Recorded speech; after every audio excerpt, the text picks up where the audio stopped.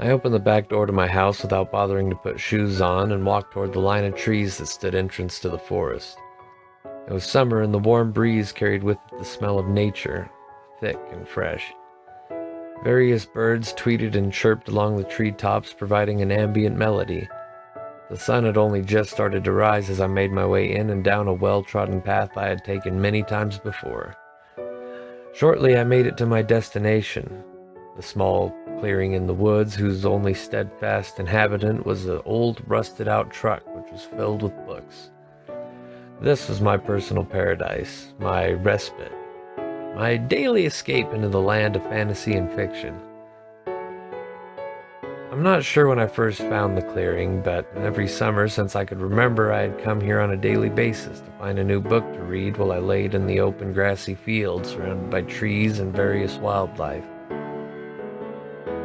A lot of the books were too hard to understand at first, but through the years my vocabulary and understanding of words ballooned, and now there was no book too tough for me to handle. I never questioned how the books stayed in such well-kept condition out in the open elements as they were. I was a child at the time and simply didn't see any reason why they wouldn't all be in well-used but greatly cared-for condition, even as they sit inside a rusted-out, windowless truck. I never questioned how there seemed to always be a new book to read, even though I had read through countless. Every time I peered inside that ancient truck, there was always a new tome to replace the one I had just finished.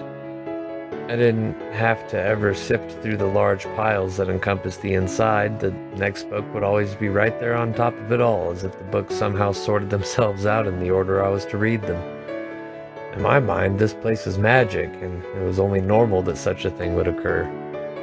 I never questioned the noises I heard from outside the clearing. The rustling of tree branches and bushes, the crackling of leaves, and the sound of animals calling in the distance was all natural in the serene environment I spent my time in. The day went on as I laid back and relaxed while reading several books. As I picked up the next to read, though, I noticed that the sun was starting to set. I quickly debated if I had time to read the thin book I picked up, but in the end I decided I didn't want to risk my parents being upset if I stayed out past dusk. I had never taken a book outside of the clearing up until this point, but I decided I could read this one as I fell asleep tonight and bring it back in the morning in exchange for another. Having made up my mind on the matter, I started back through the forest and towards my house. However, as I exited the clearing, I noticed a very palpable change in the atmosphere around me. No longer could I hear the birds chirping from above, nor could I see or hear any of the familiar wildlife that often accompanied me through my stay in the forest. It was unsettling, and I found myself picking up the pace. It felt like someone was watching me my whole way home, but I made it there with no further incident. As I walked inside, the smell of a delicious home-cooked southern meal floated through the air, and only then did I realize how hungry I was. Luckily, I had made it back just as dinner was ready and sat down and enjoyed a hot meal before retiring to my bed with the book. I started to read it, but the combination of the long day and a full stomach soon had me drifting off into the realm of dreams. That night, I dreamed of the clearing, only it wasn't how I normally remembered it.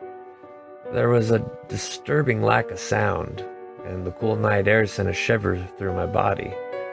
A full moon loomed overhead, illuminating the clearing, but unable to penetrate the treetops, left the forest masked in a looming darkness which started to make me feel claustrophobic. I realized I felt as if I were being watched and started to look around me more closely. That's when I saw it. Someone was sitting in the old truck glaring at me. I couldn't make out any details as the figure was shrouded in darkness, and the only defining features I could see were strong, hateful eyes, white with cataracts hidden in the shadow of a dark hood. A sense of dread washed over my body, and I found myself paralyzed with fear. The silence was broken by a faint whispering coming from the hooded figure. At first a whisper too soft to make out, but steadily it rose in tone until the figure was screaming. Return it. Return it now! over and over as the figure shouted until I woke up screaming and covered in sweat. My parents hurriedly entered the room and tried their best to calm me down, saying it was just a bad nightmare and that I had nothing to fear. But I could see it. I could see the figure outside peering in through the window with those black cataract eyes glaring hatefully at me, and I knew what I had to do.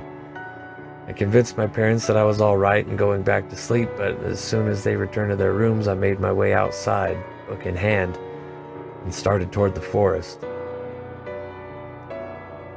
At first I walked, but soon I heard footsteps behind me and could feel an icy cold breath on my neck. This launched me into a panic run through the dark forest.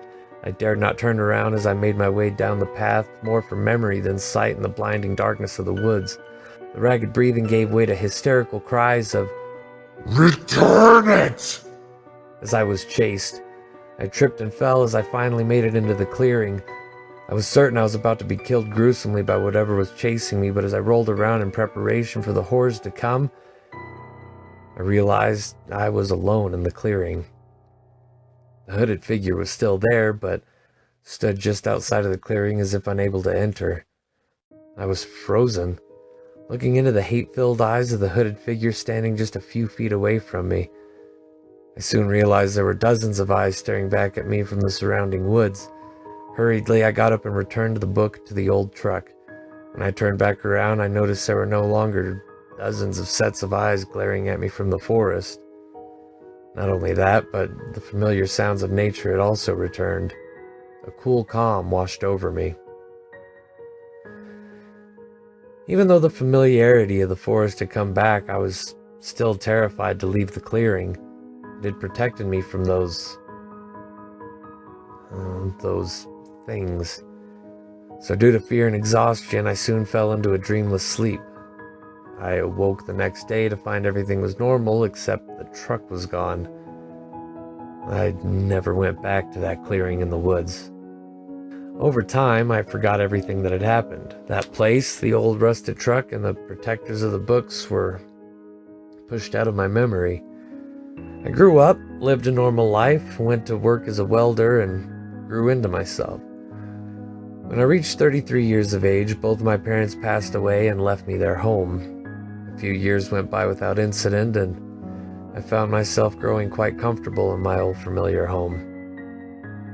One day on a whim, I went for a walk in the woods behind my house.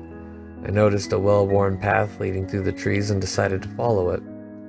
As I walked down the path, memories began flooding back, and I was all too curious to see if the old truck and clearing was still there. I fought back my last memory of the place, asserting to myself it was all a horrible nightmare and none of it took place. This was only strengthened in my mind when I saw that old familiar truck sitting in the clearing from years past. As I peered inside, I noticed all the books were still there, all still in great condition. This finally struck me as odd, but what really got my attention were the books themselves. Each book was bound in leather that looked like aged, wrinkly skin. None of them had a title, but I picked up the first book and flipped through the pages, which were a combination of handwritten text and pictures. More memories flooded me. The instructions in the books, outlining various rituals and dark magics, all so vivid and fresh in my mind as the day I read them. The blood drained from my face as I realized I could no longer hear the ambient noise of nature in the forest. The only thing I could hear was loud footsteps coming from behind me slowly. I felt an icy breath on the back of my neck, accompanied by raspy, strained words. So, you've returned.